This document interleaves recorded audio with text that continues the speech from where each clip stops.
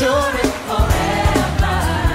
Lord, you are good, yeah. Lord, you are good and your mercy endure it forever.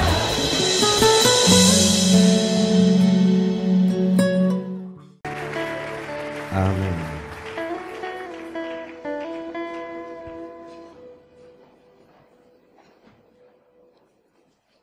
Je vous salue au nom de Jésus. Soyez bénis, vous qui aimez la bonne parole et qui êtes venus entendre le message sur l'éternité. Un message qui n'a rien à voir avec le matériel, même si nous en avons besoin. Un message prioritaire. Il se pourrait que je n'aurai pas le temps de remercier le comité des papas. Que Dieu vous bénisse abondamment pour le travail abattu, qui vous rende au centuple et qui vous accorde l'année prochaine d'organiser encore une plus grande convention. Que Dieu bénisse tous ceux qui ont participé de près et de loin, spirituellement, matériellement, financièrement, aussi donnant leur temps, leur talent, leur capacité, pour que aujourd'hui nous puissions avoir cette convention.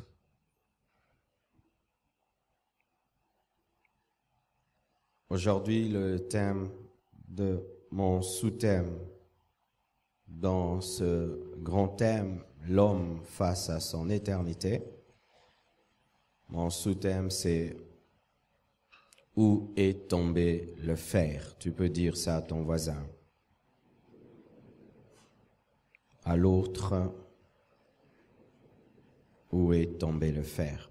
Nous sommes debout afin de lire deux passages.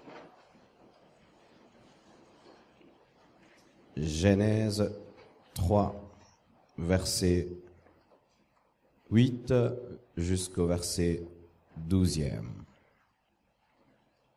Genèse 3, 8 à 12. Alors ils entendirent la voix de l'Éternel Dieu, qui parcourait le jardin vers le soir.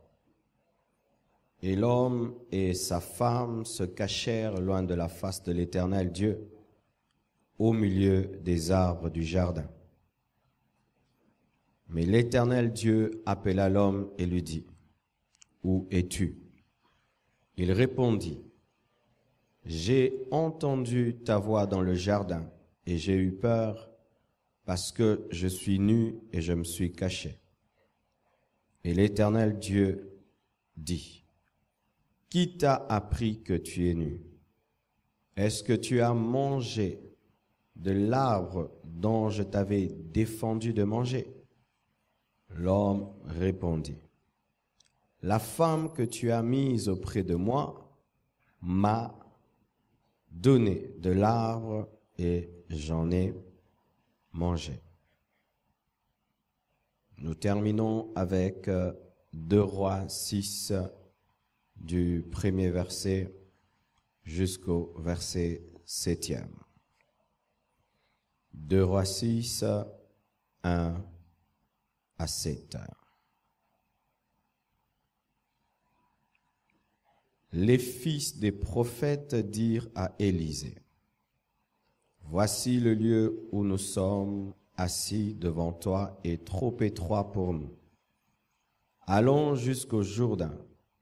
Nous prendrons là chacun une poutre et nous nous y ferons un lieu d'habitation. » Élisée répondit, « Allez. » Et l'un d'eux dit, « Consens à venir avec tes serviteurs. » Il répondit, « J'irai. » Il partit donc avec eux. Arrivés au Jourdain, ils coupèrent du bois, et comme l'un d'eux abattait une poutre, le fer tomba dans l'eau. Il s'écria, « Ah, mon Seigneur, il était emprunté. » L'homme de Dieu dit, « Où est-il tombé ?» Et il lui montra la place. Alors Élisée coupa un morceau de bois, le jeta à la même place et fit surnager le fer. Puis il dit, enlève-le. Et il avança la main et le prit. Que Dieu bénisse sa parole.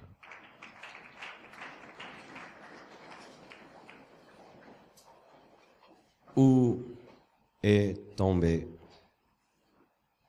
le fer? Le fer, dans la parole de Dieu, représente beaucoup de choses. Et dans ce message, le fer représente l'autorité, représente le leadership, l'autorité. Nous voyons les fils de prophètes qui sont venus voir Élisée pour qu'il puisse élargir l'espace, parce que le lieu où il se trouvait était devenu étroit. Et pendant qu'ils élargissaient l'espace, l'un d'eux, pendant qu'il coupait une poutre, la hache qui est faite d'une manche en bois et d'un fer qui permet de couper, s'est abîmée parce que la partie en fer était tombée dans l'eau.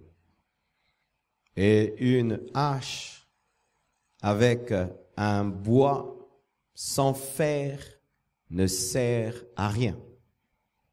Comme un homme aussi, son leadership ne sert à rien. Il est comme une hache sans fer. Qui peut aller couper des arbres avec une hache sans fer? Qui peut faire des grands travaux avec une hache sans fer? Et les fils de prophètes, dans leur humilité, sont allés voir Élisée, qui est l'image de Christ dans cette histoire, afin qu'il l'aide, et précisément c'est un fils de prophète, qui l'aide à retrouver le fer qui était tombé. Mais dans la restauration, la récupération de ce fer, il fallait que le fils de prophète précise où le fer était tombé.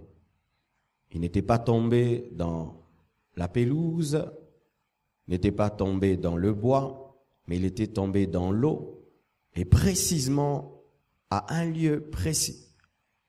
Et c'est à ce lieu-là que le prophète a dû jeter un bois qui a pu faire surnager le fer, un miracle. Jamais le bois ne fait surnager le fer. Il faut un aimant pour faire surnager le fer. Et dans l'eau, ça doit être un aimant d'une grande puissance. Mais cela aussi préfigure l'œuvre de la croix, qui est capable de restaurer le leadership de l'homme.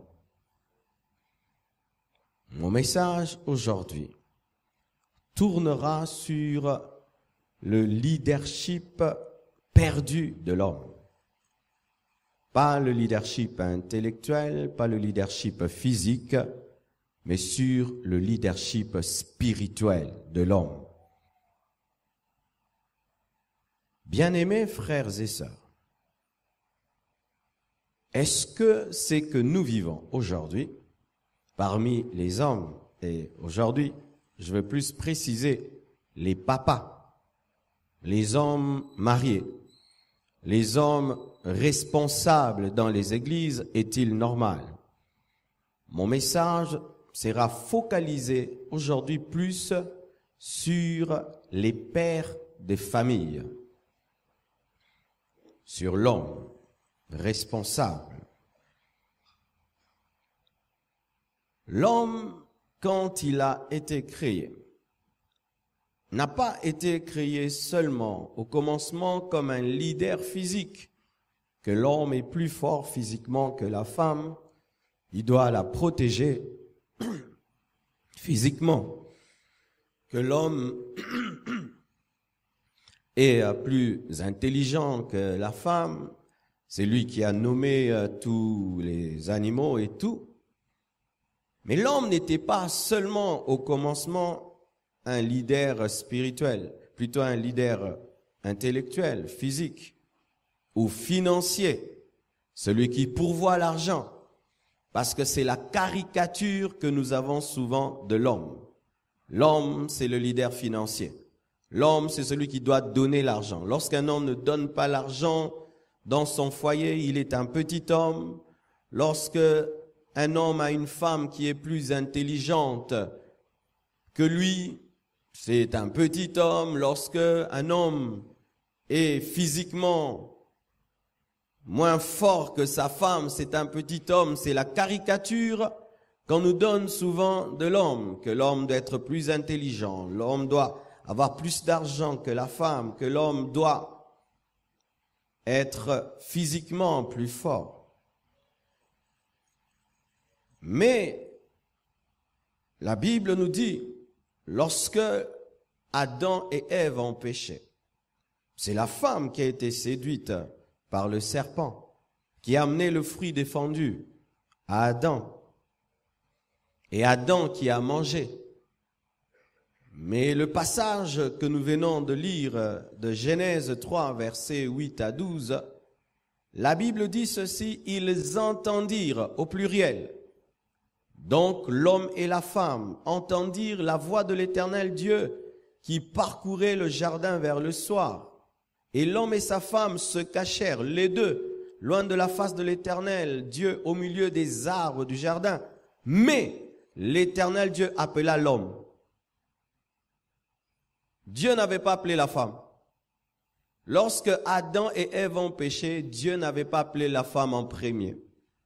Les deux ont péché, les deux se sont cachés, mais Dieu a dit, où es-tu? Il n'a pas dit, où êtes-vous?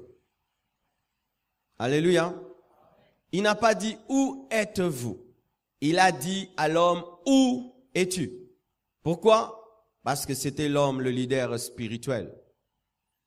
Et l'homme répondit, comme un responsable, j'ai entendu ta voix, alors qu'ils avaient entendu à deux, dans le jardin, et j'ai eu peur, parce que je suis nu, et je me suis caché. Et l'Éternel Dieu dit, qui t'a appris que tu es nu? Est-ce que tu as mangé de l'arbre dont je t'avais défendu de manger? L'homme répondit, la femme que tu as mise auprès de moi m'a donné de l'arbre et j'en ai mangé, pour dire que là, Dieu ne s'adressait pas à l'humain, homme et femme, mais d'abord à l'homme qui était le leader spirituel, qui avait reçu la parole de Dieu en premier et qui devait veiller pour que cette parole soit gardée dans le jardin d'Éden. Ainsi, par ce passage, nous constatons qu'au commencement, l'homme était établi comme leader spirituel, pas seulement comme un leader intellectuel, financier, physique. L'homme était le sacrificateur de la famille, le prophète de la famille. Lorsque Dieu voulait parler à la famille, il passait par l'homme. Lorsqu'il a voulu diriger la maison d'Abraham, il est passé par Abraham. Lorsqu'il a voulu prendre Isaac, il est passé par Abraham. Lorsqu'il a voulu amener sur la terre un peuple appelé Israël, il est passé par Jacob. L'homme était le détenteur de la connaissance de la parole. L'homme était le guide spirituel de la famille. L'homme était l'homme de prière de la famille. Il était le modèle spirituel de la famille. Nous voyons cela dans la famille de Job. La plupart des patriarches sont des hommes. Job, Adam, Noé, Abraham, même Lot était plus spirituel que sa femme, qui est devenu une statue de sel. Ce n'est pas Lot qui est devenu une statue de sel, c'était sa femme. Isaac, Jacob, des prophètes. Joseph, un prophète. Moïse, un grand prophète. Josué, un homme de foi. Aaron, le souverain sacrificateur. David, l'homme selon le cœur de Dieu. Salomon, l'homme le plus sage de la terre. Des hommes responsables, des pères des familles, parmi eux des rois, parmi eux des généraux, parmi eux des leaders, des millions de personnes, mais des hommes spirituels, maîtrisant la parole, priant, jeûnant, ayant une intimité avec Dieu. Nous reconnaissons que Dieu aussi a utilisé des femmes comme Myriam. Il a utilisé des femmes comme Déborah. Mais il y a eu plus d'hommes que des femmes. Les premiers disciples de Jésus étaient des hommes. Les premiers apôtres de Jésus étaient des hommes. Ensuite, les femmes se sont ajoutées. Mais au départ, c'était des hommes, des papas. Pierre était un papa. Matthieu était un papa. Mais qu'est-ce que nous constatons aujourd'hui? Dans les églises, et pas seulement dans l'église Compassion, dans toutes les églises dans le monde, qu'est-ce que nous constatons? Nous constatons que les hommes dans l'église sont devenus comme le bois sans fer des fils des prophètes. Ils sont devenus des haches sans fer, des haches sans hache. Les hommes sont devenus des instruments inutilisables dans l'église. Les hommes sont devenus comme des bois sans fer. Ainsi, le fils de prophète commence à pleurer. Et l'église est en train de pleurer. Les mamans sont en train de pleurer. Les départements sont en train de pleurer. Les nations sont en train de pleurer parce que l'autorité et le leadership de l'homme est tombé quelque part. Où est tombé le fer? Où est tombé le leadership spirituel de l'homme? Nous remarquons que la femme a pris la place spirituelle de l'homme dans la famille aujourd'hui. Aujourd'hui, entre commencer une église avec les femmes, avec les hommes, le choix est clair, commence avec les femmes. Faut pas commencer avec les hommes. Ils viendront que le dimanche. Tous les pasteurs le savent. Tous les pasteurs préfèrent avoir une église remplie des mamans que remplie de papas. Aujourd'hui, la femme a pris la place spirituelle de l'homme dans la famille. C'est la femme aujourd'hui qui entend Dieu. Aujourd'hui, ce sont les mamans qui entendent la voix de Dieu dans les familles. Et quand Dieu veut prendre Isaac, il ne passe plus par Abraham, il passe par Sarah. Aujourd'hui, c'est la femme qui sert Dieu. Aujourd'hui, c'est la femme qui maîtrise les Écritures dans un foyer. Entre papa et maman, tu vas voir que c'est maman qui a la connaissance de la Bible et pas papa. C'est maman qui a une intimité avec Dieu, mais pas papa. C'est maman qui jeûne et qui prie. Papa ne fait que grossir. Un gros ventre. C'est elle qui se sanctifie, la maman. Les femmes ne sont pas dans l'impudicité. Les femmes sont rarement dans l'adultère. Les femmes sont rarement dans l'infidélité. Mais ce sont les papas qui sont dans l'infidélité. C'est la femme qui amène les enfants à l'église. Si la femme ne fait pas l'effort d'amener les enfants à l'écodime, les enfants n'iront jamais à l'église. C'est la femme qui se soucie même de présenter les enfants à l'église après leur naissance. Si elle ne met pas la pression, l'enfant ne sera jamais présenté à l'église. Ce sont les femmes qui donnent. malgré qu'elles n'ont pas le même boulot, malgré qu'elles n'ont pas les mêmes subsistances que les hommes, bizarrement, ce sont elles qui font marcher financièrement les églises. Les papas qui ont l'argent calculent qu'est-ce que le pasteur en fera. Il va s'en acheter une Jeep, il va s'en acheter une maison, il va s'en acheter ceci. Mais les femmes donnent sans calculer. Ce sont les femmes qui ont les dons spirituels. La parole de connaissance dans les maisons est exercée par la maman. Le don de guérison quand les enfants sont malades est exercé par la maman. C'est maman qui chasse les démons. Et tout le monde sait que s'il y a des oppressions démoniaques la nuit, il ne faut pas fuir auprès de papa. Il faut aller auprès de maman. D'ailleurs, papa lui-même fuit derrière maman. Et lui dit, invoque ton Dieu. Une honte. Une honte. C'est comme un voleur qui entre chez toi à la maison et tu vas te réfugier derrière ta femme. Un démon entre chez toi à la maison, il veut tuer ton enfant. Toi, le papa, tu commences à dire à ta femme de prier. Ce sont les femmes qui côtoient les serviteurs de Dieu. Ce sont les femmes qui amènent les maris à l'église. La plupart des papas qui prient ici, n'eût été leur femme, ils ne seraient jamais ici. Ce sont les femmes qui découvrent les hommes de Dieu et qui attirent leurs maris vers les serviteurs de Dieu. C'est rare que ce soit un papa qui amène sa femme vers Dieu. Souvent, ce sont les femmes qui amènent leur mari vers Dieu. Et à quel prix? Après des jeûnes et des prières. C'est elles qui deviennent le socle de la famille. La plupart des familles tiennent parce que maman est spirituelle. Si maman cesse d'être spirituelle, le divorce.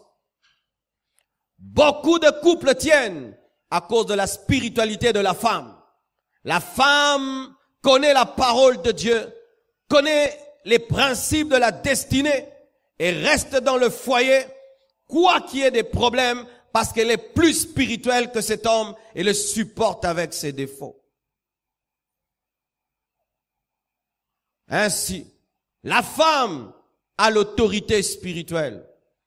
Et lorsqu'elle a l'autorité spirituelle, ça fait un problème. L'homme peut être le leader physique ou le leader intellectuel ou financier, mais la femme maintenant acquiert un autre leadership dans la maison et ça crée un problème d'autorité. Un problème d'autorité. Certains problèmes dans le couple ne proviennent pas de l'insoumission de la femme, ça provient du manque de spiritualité de l'homme. Certains couples sont malades, ce n'est pas parce que les femmes sont insoumises, les hommes sont charnels. Il décide sans prier ni écouter Dieu. Mais sa femme prie. Et sa femme, avertie par l'esprit, comprend que son mari a pris une mauvaise décision. Maintenant, elle doit s'opposer à toi parce qu'elle connaît la pensée de Dieu plus que toi. Et tu dis, sois soumise. Elle se soumet, mais elle sait que tu es en train d'aller à Babylone.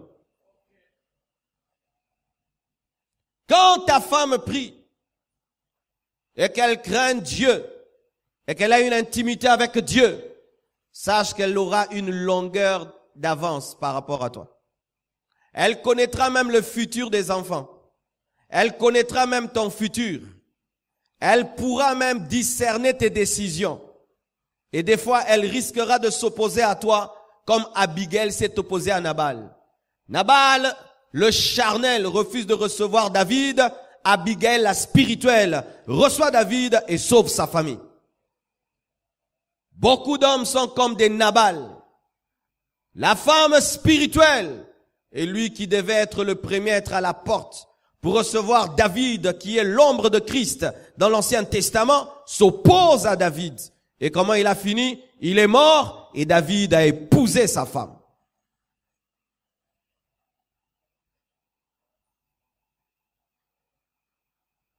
Tout ça était le rôle de l'homme. Et aujourd'hui, alors que nous étions en train de danser, je regardais parmi ceux qui dansaient. Est-ce qu'il y avait un papa?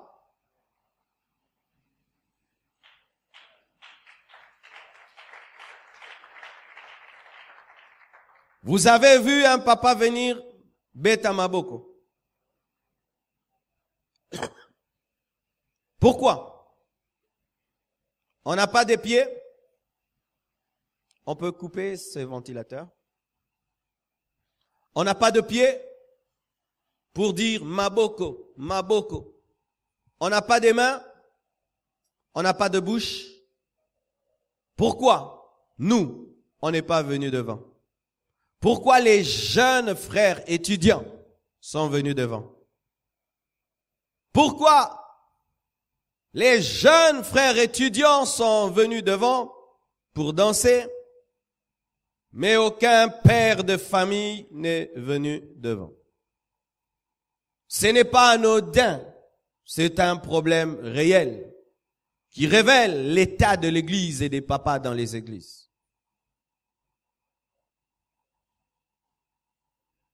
L'homme est spirituel quand il est jeune. C'est pourquoi vos danses, nous allons vérifier ça dans 20 ans. Dansez, mais nous vérifierons si vous allez continuer à danser. Et j'ai bien regardé vos visages.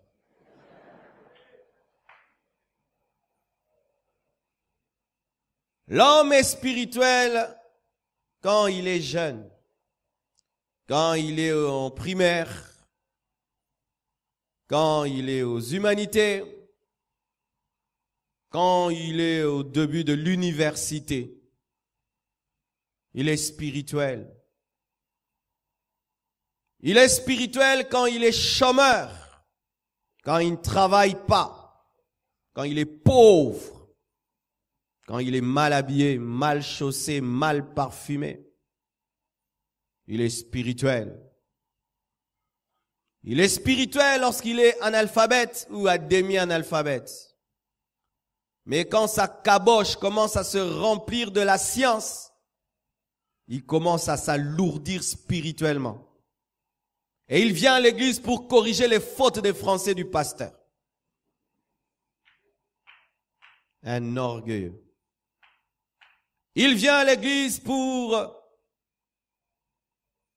philosopher. Il vient à l'église pour vous observer et tirer des conclusions sociologiques sans jamais prendre de décision. Plus sa caboche se remplit de diplômes et de diplômes, l'homme souvent perd sa spiritualité. Plus son compte en banque commence à se remplir, plus il devient lourd dans la présence de Dieu. Plus Dieu l'élève, plus Dieu le bénit. Et qu'on l'appelle plus jeune frère à l'église, on commence à l'appeler papa. C'est comme s'il l'appelait papa.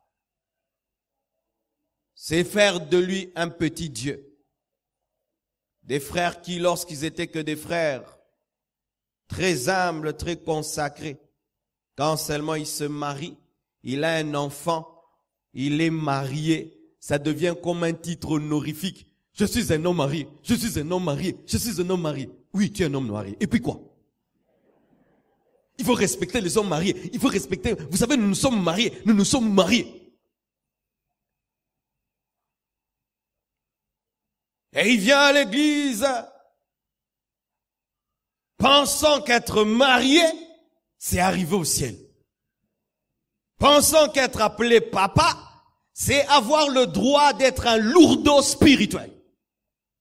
Pensant qu'être appelé papa, cela te donne le droit de te déconnecter de Dieu pour entrer dans une spiritualité des papas qui n'existe pas.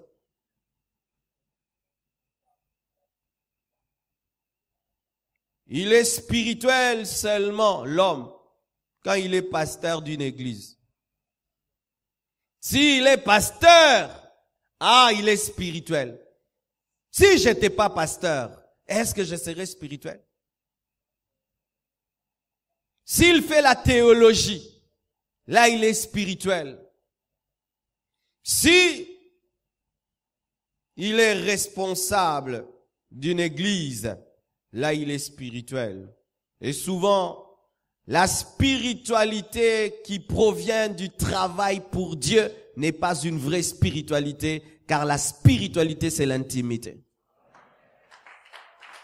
Si tu es spirituel parce que tu es pasteur, si l'église meurt, tu vas abandonner Dieu.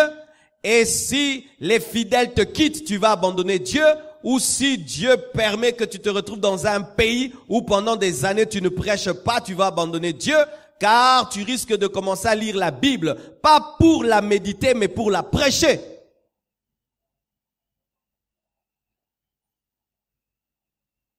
Ainsi, bien-aimés, ce même homme qui venait à l'église chantant, dansant, Beta Maboko, plus son âge avance, plus il mûrit, il grandit, tu ne le reconnais plus.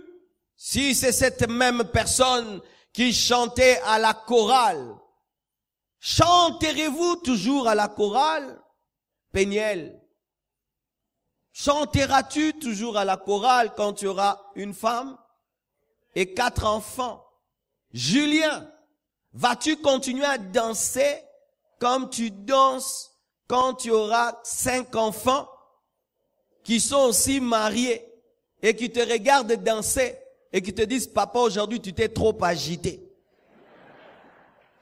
Car des fois David veut chanter, danser, mais c'est sa femme qui ne veut pas. Et certains hommes cessent d'être spirituels parce que leur femme orgueilleuse les méprise lorsqu'ils manifestent devant tous qu'ils sont des enfants. Des femmes orgueilleuses. Oui. Une femme orgueilleuse peut te transformer. Où tu es un jeune et tu pries de tout ton cœur, tu es humble, soumis à ton pasteur, soumis à l'église, et puis tu épouses une femme orgueilleuse qui commence à se moquer, te rappeler que tu es roi, alors que devant Dieu tu n'es pas roi, tu es adorateur. Où le fer est-il tombé? Où? Ainsi, ces hommes qui étaient jeunes et qui priaient, devenant matures, responsables, érudits, remplis des doctorats et des diplômes, se tournent maintenant vers l'occultisme. Allez dans les loges, le 3/4, ce sont des hommes. Quand vous allez sur YouTube et qu'on montre comment est-ce que certaines autorités de ce monde sont en train d'être consacrées dans l'occultisme, vous ne voyez presque pas de femmes. L'occultisme devient leur lieu. Pourquoi? Là-bas, on parle intelligemment. Là-bas, c'est ordonné. Il y a une musique bizarre. Il n'y a que des papas. Et ils aiment se retrouver entre eux. Tu sais, là-bas dans la loge, il y a tel aussi qui est là. Il y a tel professeur, il y a tel ministre, il y a tel président, il y a tel. Beaucoup d'hommes sont dans les loges au lieu d'être dans les églises. Ils se tournent vers l'occultisme. Ils se tournent vers des clubs philanthropiques comme Rotary Club, Lions Club. Ils sont pleins là-bas. Plein là-bas. Parce qu'on parle un bon français. Parce que là-bas, tout est chronométré. Parce que là-bas, tout le monde est civilisé. Et ça leur fait plaisir de fréquenter un certain milieu. Les hommes, l'orgueil de la vie, les amène dans l'occultisme et dans des clubs. Comme ça, ils ont l'orgueil de fréquenter des milieux, des gens, classes et ceci, mais pour finir en enfer. Et ce qui est drôle, ils sont très nombreux dans le football. Très nombreux qui soutiennent les équipes de football. La plupart des supporters sont des hommes, ces mêmes hommes qui refusent à l'église que ça soit bouillant. Si on danse trop, c'est une église moins sérieuse. Si le pasteur prêche en s'agitant, il n'est pas profond. Mais quand ils vont à la renaissance,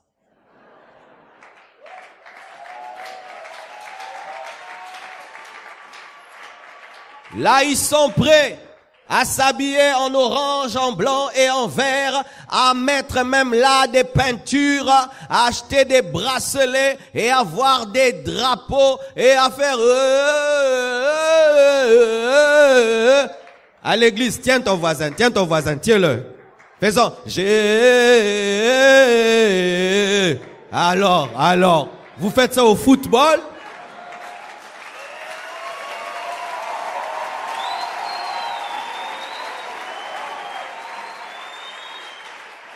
Et là-bas, il y a des Chégués. Il devient l'ami de Chégué parce qu'ils soutiennent la même équipe. Mais quand il vient à l'église, il n'est pas de mon genre, il n'est pas de mon style, il n'est pas de mon ceci, il n'est pas de mon cela, il n'est pas de... Mais dans le football, les supporters, c'est pourquoi quand je prêche, je m'en fous des papas qui me regardent bizarrement. Je m'en fous. Parce que je sais qu'à un endroit, là-bas, tu es détendu. Pourquoi tu veux me coincer à l'église pendant que toi, tu es détendu dans le foot? Même devant ta propre télévision, quand tu suis le match, on ne te supporte pas à la maison, on te laisse le salon parce que tu cries, tu sautes, tu gigotes, plus que même quand tu écoutes une prédication. Mais nous, si on prêche, il faut qu'on se tienne calme. Parce que toi, à l'église, tellement que tu étais trop fatigué au foot, il faut le calme. Nous, comme on ne s'est pas fatigué en dehors, c'est ici qu'on s'agite. Oui. Oui. Il a été dans beaucoup de bruit dehors. Maintenant, il veut le calme à l'église. Maintenant, on n'a pas fait du bruit dehors. Alors, on fait le bruit ici. Ne soyez jamais complexés par les calmes des papas. Ce sont des faux calmes.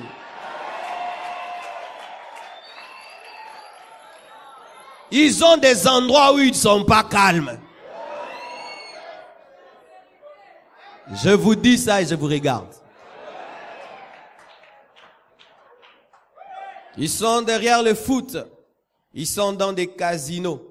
À l'église, ne va pas donner l'argent, mais dans les casinos. Il peut mettre $1000, il espère qu'il aura 20 000, 30 000. Et puis ils perdent toujours au casino. Ils perdent. Et jamais ils se fâchent. Il revient, il dit demain ça ira. Mais s'il donne à l'église pendant seulement 1 mois, il ne voit pas la main de Dieu. C'est une église maudite. Ils se tournent vers les amis, les hommes. Quand ils grandissent, ils sont maintenant mon ami, mes amis, mon ami, moi et mes amis. Nous allons sortir, moi et mes amis, plus mes amis, notre groupe, mes amis. Ce n'est plus Jésus, mes amis d'affaires, mes amis du boulot, mes amis d'affaires. Il commence à idolâtrer son travail. Ce même jeune qui dansait ici, qui pleurait que Dieu lui donne un travail, Dieu lui donne aussi ce travail. Et ce travail devient son Dieu. Il n'a plus le temps de servir Dieu parce que Dieu a commis l'erreur de lui donner un travail.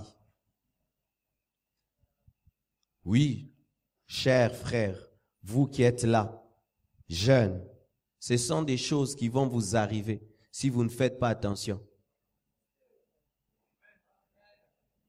Il ne faudrait pas que votre spiritualité provienne du chômage, mais provienne de l'amour pour Dieu.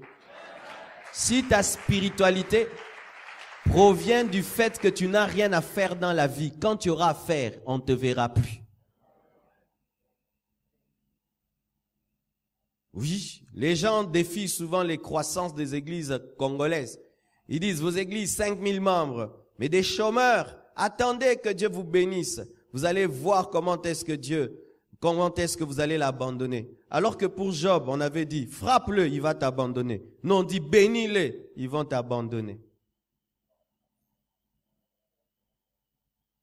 Quand ils ont un travail, qui devient son Dieu, son patron? Mon patron a dit, mon patron a dit, mon patron. Comme si c'est son patron qui lui donne le souffle de vie. Il est prêt à tout pour plaire à son patron. Mais dans les choses de Dieu, négligent dans les choses de Dieu. Tu vois comment il travaille au boulot. Quel homme discipliné, quel homme sérieux. Mais dans les choses de Dieu, indiscipliné comme tout. Très discipliné. Au boulot même, c'est le meilleur travailleur de toute l'entreprise. Mais à l'église ici, il ne fait rien du tout pour Dieu. Rien du tout. Toute son intelligence, il ne la met au profit de personne à l'église. Mais toujours premier à critiquer l'église. Critiquer l'église. Pourquoi ils n'ont pas fait ça? Pourquoi ils n'ont pas fait ça? Pourquoi ils n'ont pas fait ça? Mais parce que ton intelligence, Betsalel, tu ne l'utilises pas pour construire le tabernacle. Tourner vers son travail et ses ambitions. Ses ambitions. Je dois devenir grand. Je dois devenir grand. Je dois devenir grand. Il oublie Dieu. Maintenant, ce sont ses ambitions. Et comme dans les mondes des hommes, il y a beaucoup de compétition, beaucoup de rivalité. Un jour, j'ai rencontré un homme d'affaires. Il avait déjà un certain montant, un certain chiffre d'affaires. C'était déjà beaucoup. Mais quand ils m'ont parlé avec larmes. Il dit, je n'ai que. J'ai dit, tu n'as que. Moi, je rêve même avoir la moitié. Pourquoi il dit, mes amis ont plus que. Ils sont devenus des millionnaires. Et vous voyez des hommes à l'église. Mais dans sa tête, il y a quelqu'un qu'il doit dépasser. Il doit dépasser celui-là. Alors, s'il doit toucher au fétiche, à l'occultisme, s'il doit voler, corrompre, il le fera pourvu qu'il dépasse l'autre. Les hommes perdent leur spiritualité lorsqu'ils commencent à travailler et ils trouvent un système. Là-bas, les gens ne vivent pas de leur salaire, ils vivent de la magouille. Tu vois le bon frère rempli du Saint-Esprit qui commence à perdre la plénitude parce qu'il voit ses amis qui volent, ils s'achètent des voitures. Ses amis volent, ils construisent des maisons. Ses amis volent, ils voyagent et tout le reste. Lui se contente de son salaire, il est le plus pauvre de ses amis. Et là, il commence à voler comme tout le monde. Et vous voyez le feu de l'esprit commence à diminuer dans la personne. Et il commence à accuser l'église. C'est l'église qui n'a pas d'onction. C'est l'église qui n'a pas ceci. Non, reconnais que c'est tombé quelque part. Lorsque vous allez travailler, est-ce que vous serez honnête? Est-ce que vous serez honnête? Parce que les entreprises qui vous attendent fonctionnent dans la corruption, fonctionnent dans le vol. Vous allez trouver tout un système établi pour voler. Et on te dit, entre dans le système si tu veux vivre.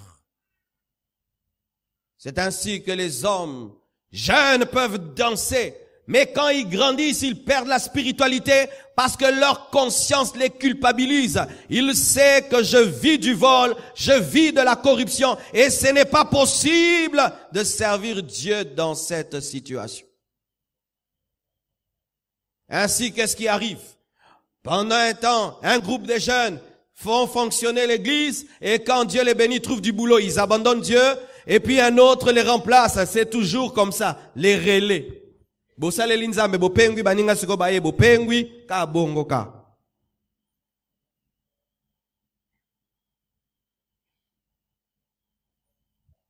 hommes, quand il est pauvre et qu'il n'a pas d'argent, les femmes, ils s'en occupent pas. Parce que même s'ils s'en occupent, qu'est-ce qu'il va leur donner? Mais qu'il a maintenant des poches pleines. Il a l'argent. Mais non, il veut goûter à toutes les femmes du monde. Il veut goûter à toutes sortes de femmes. Ce jeune qui était chaste, quand il était jeune, c'est dans le mariage qu'il devient impudique. Dans le mariage, il devient impudique. Parce que là, c'est un chef. Il peut menacer sa secrétaire. Tu couches avec moi ou je te chasse du boulot. Il peut menacer ses subalternes. Pour que je te donne la promotion, tu couches avec moi. Ainsi, vous voyez, ces personnes qui priaient ne prient plus Parce qu'ils ont le pouvoir. Le David qui déchirait les lions, maintenant qu'il peut prendre la femme d'autrui, il la prend. Le même David qui chante les psaumes peut prendre Bathsheba. Dans sa jeunesse, il ne l'a pas fait. Mais quand il a eu le pouvoir, il a commis l'adultère du pouvoir. Vous êtes des jeunes maintenant. Quand vous aurez le pouvoir, quand Dieu va vous donner le travail, quand vous serez des chefs d'entreprise et des autorités quelque part, vous serez quel genre de papa? Et vous êtes déjà quel genre de papa?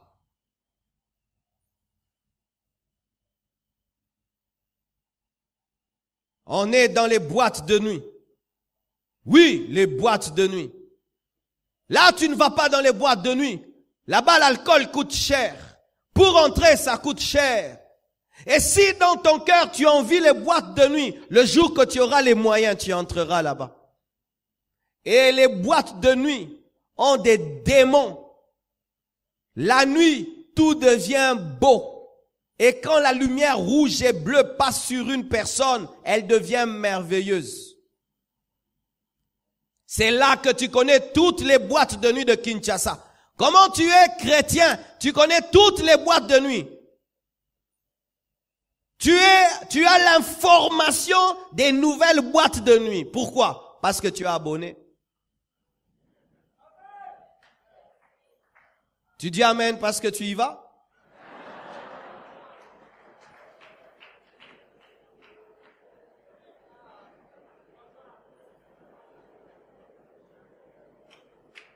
Alléluia.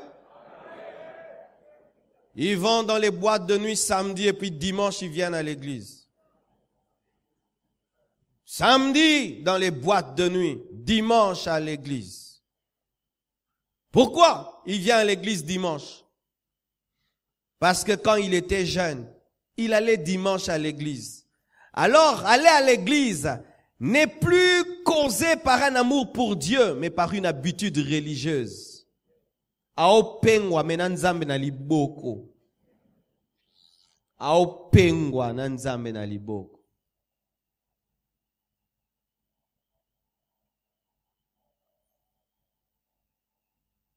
La recherche de l'argent, les choses de la terre. Il dit, je suis aux humanités. Je dois avoir mon diplôme. C'est ça son but. Et ça lui prend pas beaucoup de temps. Il peut aller à l'église et il étudie. Et puis là, le diplôme, il dit, maintenant, je dois avoir ma licence. Il va à l'université et il se bat, il est licencié. Maintenant, après la licence, je dois trouver le travail. Et puis, il cherche, il trouve. Le travail au début, un petit salaire. Je dois avoir plus.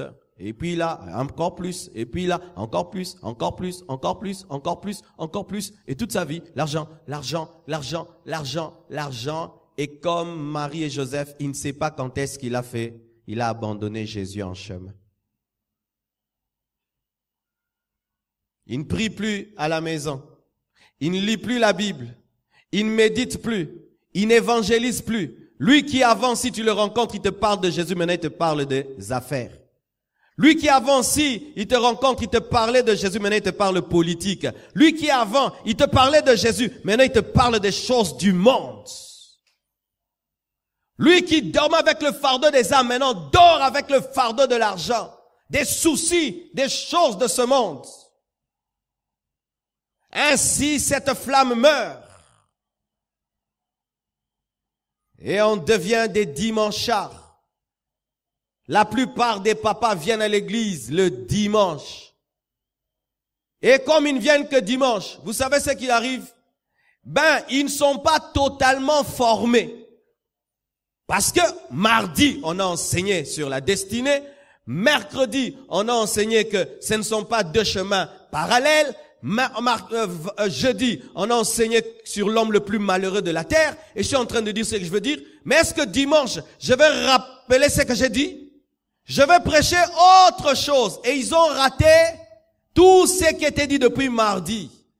Et en une année, il y a combien de cultes du dimanche? Mettons 48, 48 cultes. Il a que 48 cultes, alors qu'il pouvait en avoir x3. Pourquoi les papas ne viennent pas en semaine? C'est pas qu'ils sont très occupés. Le boulot prend fin à 16h, à 17h. Maintenant, nous commençons les cultes jusqu'à 19h30. Non, dans leur tête, un papa ne va pas à l'église en semaine. C'est ça. Un papa ne va pas à l'église en semaine. Ils peuvent venir à l'église faire des réunions des papas, mais après le culte. Pas pendant le culte. Ah oui. Cher papa, je ne suis pas d'accord lorsque vous faites des réunions, des choses de l'église, et vous n'avez pas prié avec nous, mais vous les faites après le culte. Le rendez-vous, c'est après le culte, sans participer au culte. Là, vous devenez comme des martes qui sont attachées à l'œuvre de Dieu, mais qui ne sont pas attachées à la parole de Dieu. Lorsque vos réunions tournant sur Dieu vous empêchent de participer au culte, mais de parler achat parcelle, de parler l'œuvre de Dieu, convention, ce n'est pas d'abord pour ça que vous êtes venus à Jésus, pour organiser des conventions et pour acheter une parcelle pour l'église. Vous êtes venus pour connaître Jésus et aller au ciel. Mais si vous oubliez pourquoi vous êtes venus, eh ben, vous allez organiser des conventions. Vous allez construire même un temple, mais Dieu ne vous récompensera pas. Alléluia. Ainsi, on devient de dimanchards. On se contente d'amener la famille à l'église, comme certains y viennent, il est en culotte dans la voiture, il dépose les enfants, bye. Dans combien d'heures? Il part jouer au ping-pong, au tennis ou faire le cross, et puis il revient prendre la femme et les enfants. Qu'est-ce qu'on leur a dit? Et si j'avais donné un mauvais enseignement qui pouvait déstabiliser ta famille, si j'ai dit des mauvaises choses à ta femme, tu n'étais pas là, tu es comme Adam qui n'est pas là lorsque le serpent parle à Ève. Il faut que tu sois là pour entendre ce qu'on dit à ta femme. Mais quand tu l'abandonnes à l'église et tu t'en vas, est-ce que tu sais ce qu'on sème en elle? Pasteur n'a tiqué lieu tiqué langaye.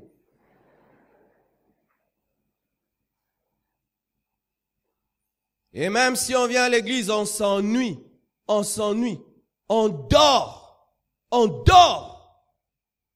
Mais si on dit amen, on cause.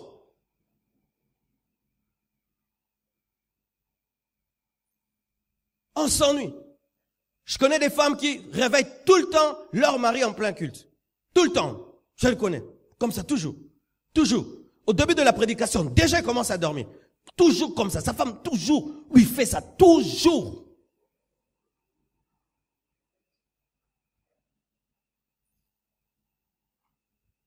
On se contente d'une chrétienté superficielle.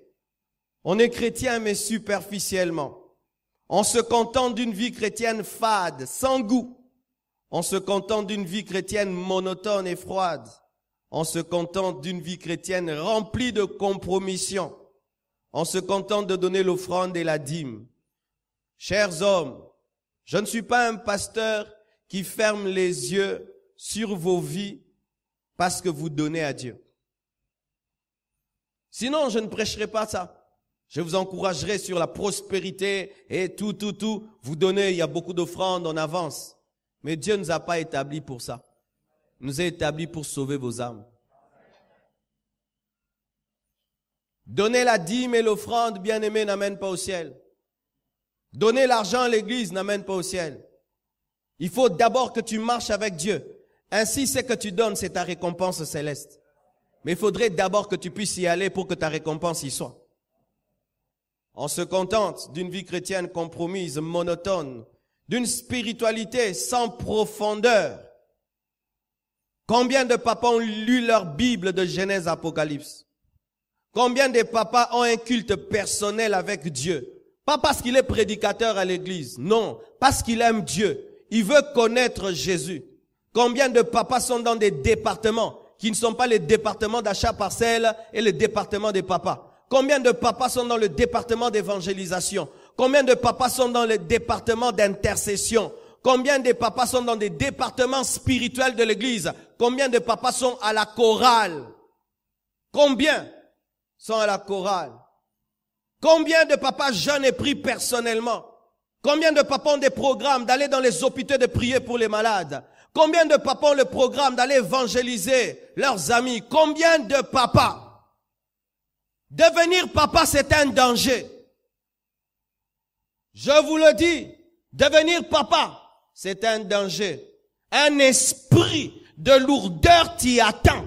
Et si tu n'es pas discipliné, tu y perdras ta spiritualité. Ou ça devient ma femme et les enfants. Ma femme et les enfants, les charges, les stress, la famille, les charges, les stress, le loyer, l'électricité, l'eau, ma famille, ma femme, mes enfants, tout d'un coup tu oublies l'éternité. Tu deviens terrestre.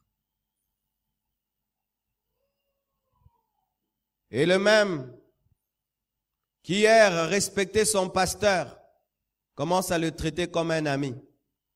Il a du mal à respecter le pasteur, à le traiter comme l'homme de Dieu, comme un ami. Bien-aimé, je ne suis l'ami de personne dans cette église. Je suis l'ami de personne. Je suis votre enseignant, votre père spirituel. Tu peux être riche, tu peux être plus âgé que moi. Si tu ne me respectes pas comme un homme de Dieu, alors éloigne-toi de moi, tu seras maudit. Quand vous étiez à l'église catholique, même si l'abbé a 20 ans, vous l'appelez père.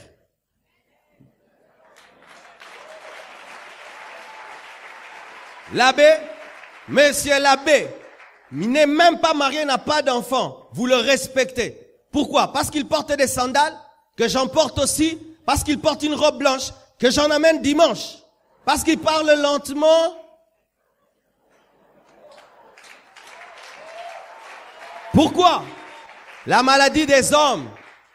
C'est un homme comme moi. C'est un homme comme moi. C'est un homme comme moi. Oui, je suis un homme comme toi. Mais Dieu m'a oint sur toi. Cet esprit que tu as de vouloir faire voir aux gens que lui, vous le craignez, moi je ne le crains pas. C'est un esprit de rébellion. C'est un esprit de rébellion. De rébellion. Bino banga renga banga gete.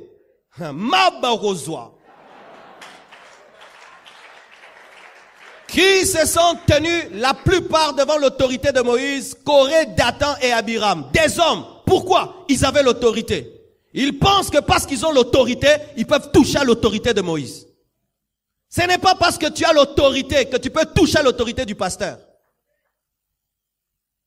Même si dans l'église, vous êtes élevé, ça ne vous donne aucun droit de toucher à l'autorité du leader. Et vous allez voir, rarement les femmes sont des rebelles. La plupart des rébellions dans les églises, des divisions dans les églises, c'est qui? Les hommes. Les qui? Les papas. Mais oui, ce sont les papas qui divisent les églises. Rarement une femme amène la rébellion. Ce sont les papas qui divisent l'église. Pourquoi? Nous avons l'esprit comme lui. Nous connaissons la parole comme lui. Nous aussi. Mais quand c'est un frère, un jeune frère, ces frères qui dansent ici peuvent amener la rébellion.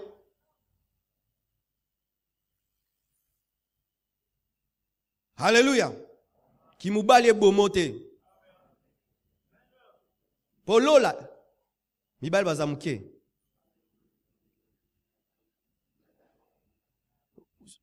On peut même dire ici, convention des papas, on dit que les papas vraiment se lèvent. Est-ce qu'ils sont nombreux? Beaucoup te belé lola. Eh, bah papa, beaucoup te mouké na lola. Oui, bah on te. Oui, oui. Bah chaîne ne beaucoup te belé. Eh.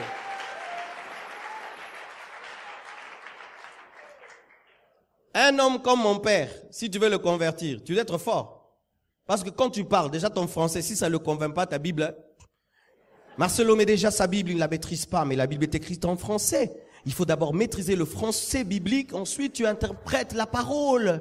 Mais ton pasteur, là, il dit la Saint-Esprit. Mais les jeunes, maintenant saisir.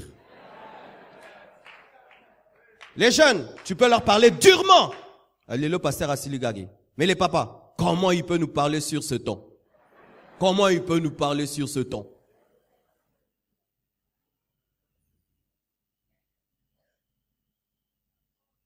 Pourquoi tout cela? Les papas, quand ils deviennent des papas, ils veulent démystifier le pasteur. Ils veulent démystifier le pasteur. Ils supportent pas que les gens le craignent ou le respectent. Ils aiment démystifier l'homme de Dieu. Ainsi peuvent dire même à Bobanga Guinini, le Ezati. Ils aiment démystifier les hommes de Dieu, critiquer les hommes de Dieu, diminuer les hommes de Dieu, parce que ce sont des hommes comme eux. Ils refusent de se mélanger aux autres, surtout aux jeunes et aux femmes. Ils refusent. Les papas, quand ils viennent dans une église, la première chose, ils regardent un peu. Bana, bana, bana, bana, bana, bana, bana, bana, bana. Basi, basi, basi. Quand on a papa église, le bino, yo est.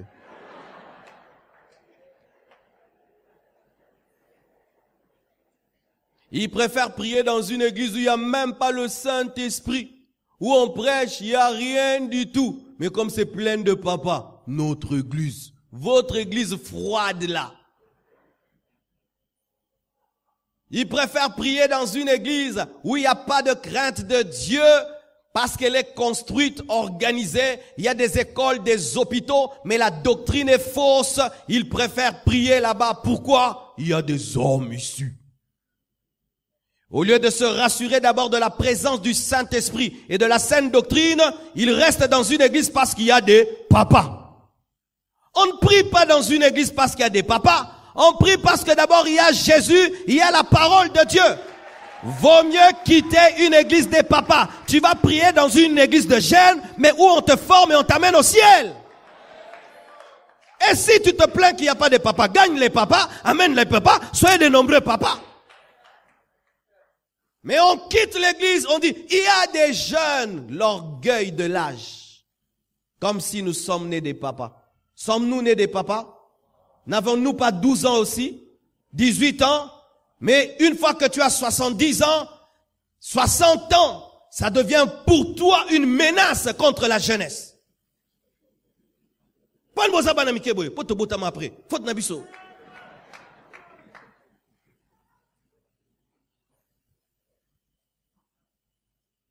Alléluia.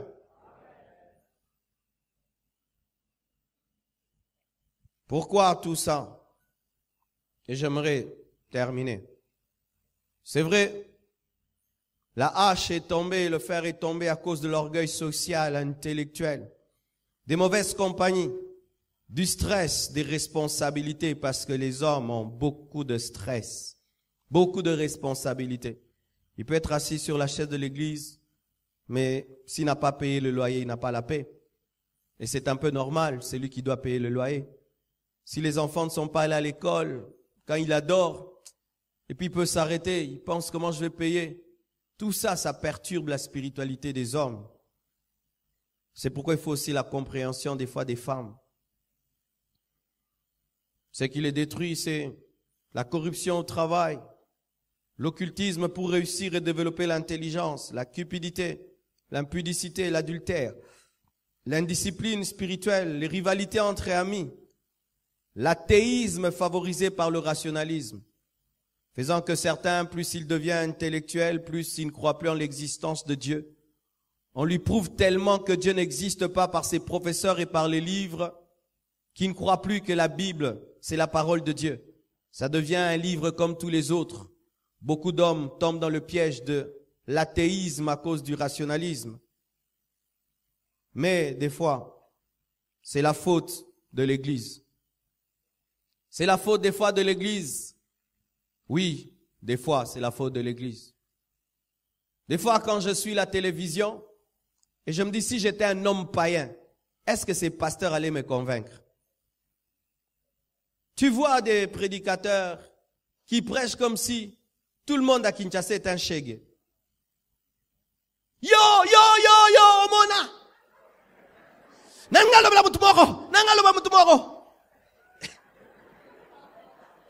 Yemoroto kalibosa micro. Où tu écoutes un prédicateur, rien n'est cohérent.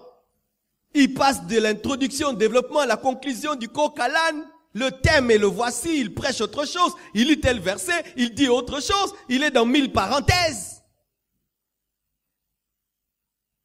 Et on veut gagner des hommes. Un homme qui a étudié. Il trouve qu'il est même plus intelligent que toi. Que si même on lui donnait la Bible, il allait la prêcher mieux que toi. Et les églises ont du mal à gagner les hommes. Comme si les églises au Congo sont faites pour les analphabètes. Sont faites pour les médiocres. Pour les femmes et les enfants, mais pas pour les papas. Rien n'est organisé, rien n'est structuré. Certains poissons, pour les avoir, il faut changer de filet et changer de canne à pêche.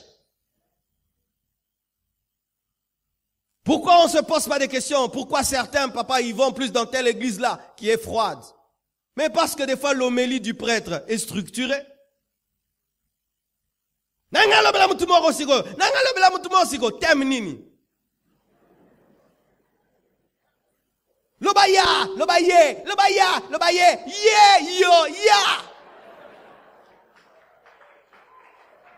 Comment? Des fois c'est la faute des églises qui ne savent pas gagner les hommes, qui ne savent pas gagner les intellectuels. Comme si être pasteur, c'est être médiocre. Comme si être pasteur, il faut échouer dans la vie et puis tu te retrouves sur la chair. Et tout ce que tu dis provient de ta médiocrité. Et des fois, je suis étonné à l'église. Vous aimez des fois que nous soyons médiocres. Je vais vous donner l'exemple. Quand je prêche, quand j'étais au Bandundu, j'avais fait ceci. Tout le monde est en paix. Mais quand j'étais à Paris, ça vous blesse. Quand j'étais aux États-Unis, on m'a dit orgueil. Si je parle un français normal, c'est bien. Mais si je mets des gros mots dans mon français, inexorable, concomitance, on m'a dit orgueil. Mais c'est pour gagner un professeur d'université.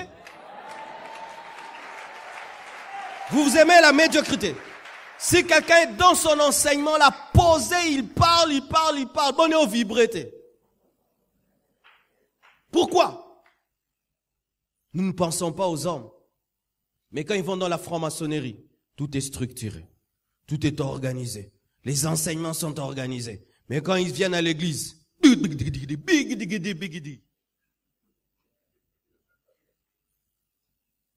c'est des fois la faute.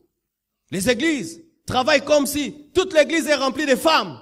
Il n'y a que des femmes. Prêchant que les femmes à l'église, mais qu'il y a des hommes. Et je bénis Dieu pour un prédicateur qui est venu, je crois, de la Yougoslavie. Il est venu là prêcher un vendredi. Après le culte, je l'ai suivi. Il m'a dit, pasteur, tu vois, comme dans l'église Compassion, le 3/4 sont des hommes. J'ai dit, 3/4?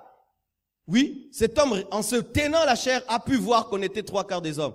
Et cette église, 3/4 des hommes. Et vous savez pourquoi il y a beaucoup d'hommes dans cette église?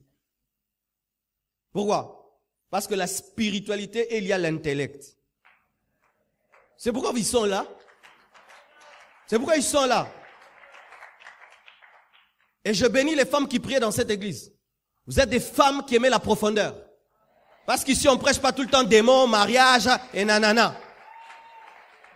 Pour prier dans cette église, quand tu es une femme, tu dois être une femme intelligente. Une femme qui aime pas les blagues, qui veut les choses profondes. Yangoba la bango. Oui. Parce que de janvier à décembre, elle n'entendra pas lien ceci, lien cela. Éternité.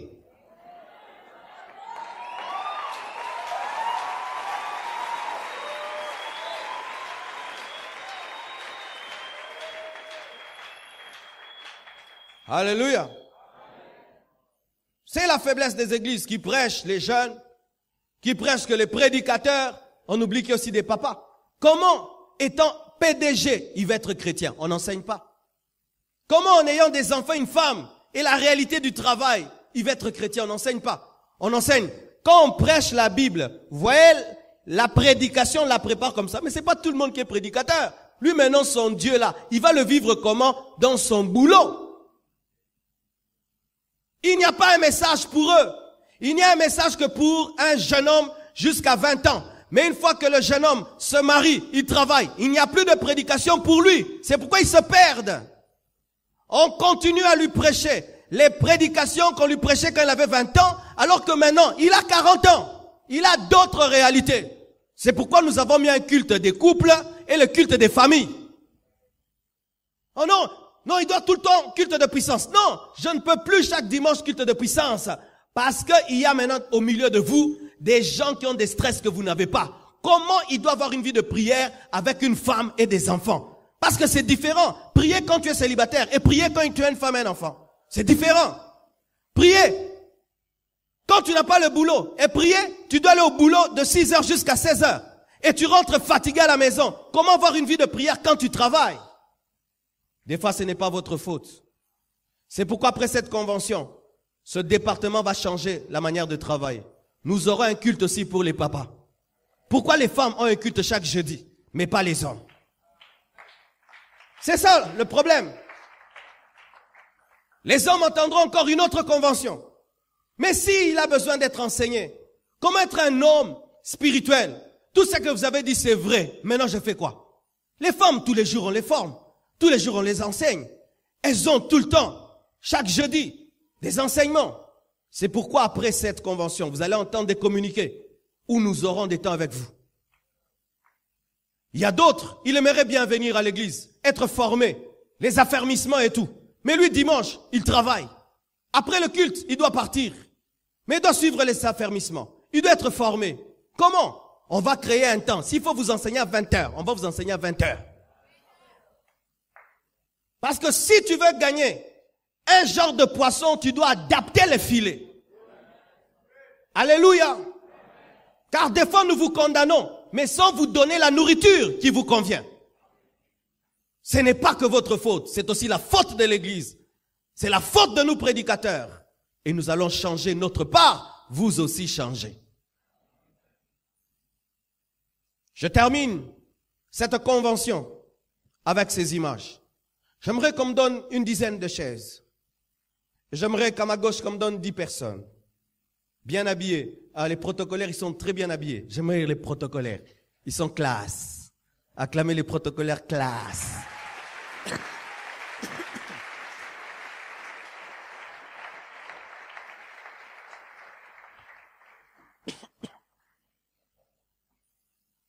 Mettez-les ici de ce côté-ci.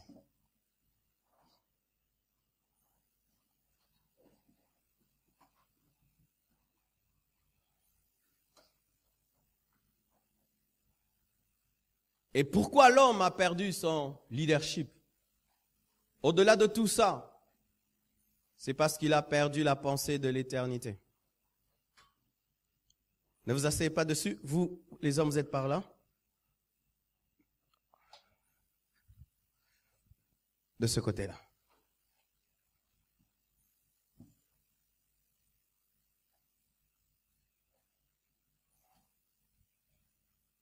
Ne vous asseyez pas dessus, soyez debout de l'autre côté.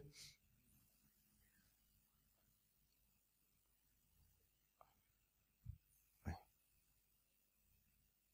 Amen. Voici pour terminer, c'est pourquoi nous avons mis cette porte. Cette porte, c'est l'éternité, la mort qui nous amène de l'autre côté.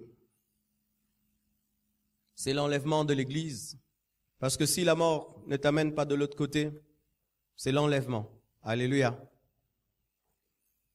Alors qu'est-ce qui se passe?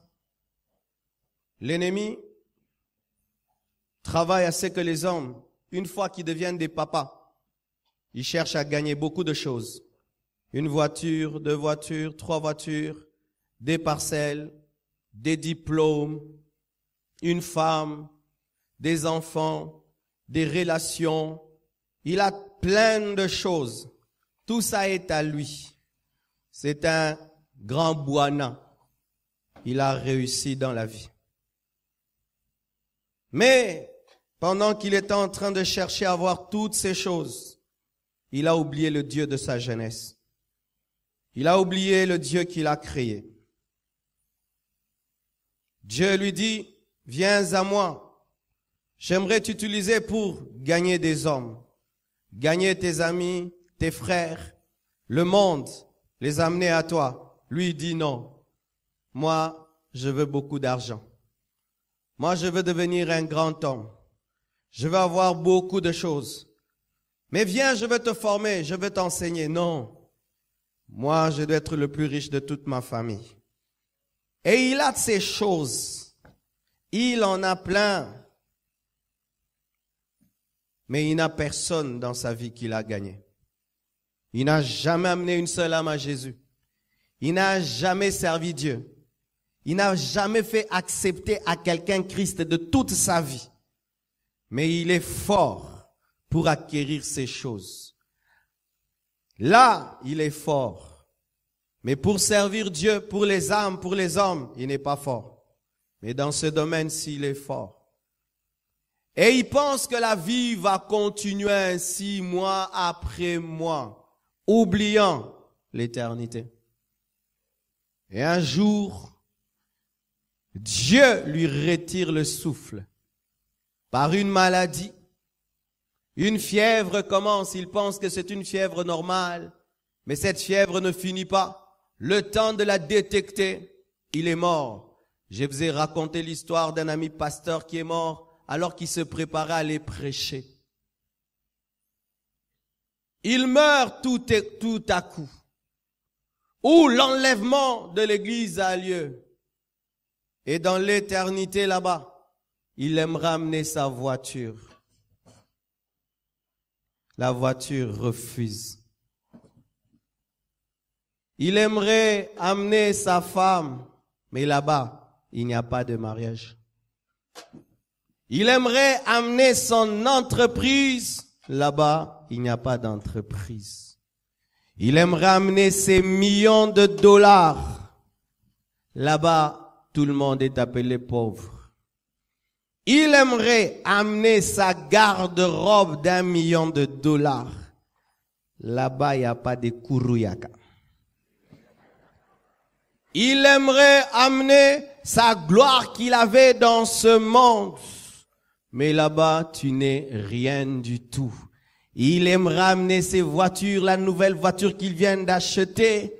Il aimerait tellement tout ça, Bukalupangu. Tout ça, rien n'entre. Mais toute sa vie, il s'est battu que pour ça. Et quand il va de l'autre côté, même s'il est enterré avec une veste, même cette veste n'entre pas. Même le drap n'entre pas. Même les chaussures n'entrent pas.